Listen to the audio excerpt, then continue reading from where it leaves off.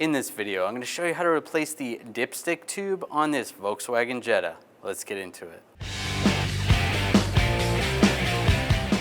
Now we're going to take this cover off. There may be some screws and bolts holding this on. This vehicle doesn't have any, but you want to pop those covers, and there should be a 10mm nuts on all of those. Take those out, and then this just slides up. We'll pull the dipstick out. Just grab it, pull it out. You can wipe it off.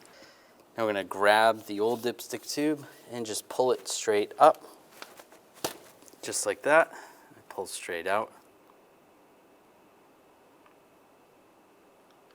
Now take the new one. You want this tab lined up in the front, just like that. Line it up and just push it down. Lock it in place. Now we can put the cover back on. Just line it up. If you have those nuts or screws, you want to put those in now and tighten those down. And take your dipstick and slide it in place.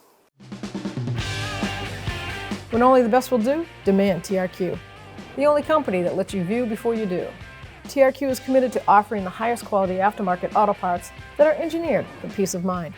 Thanks for using and viewing with TRQ.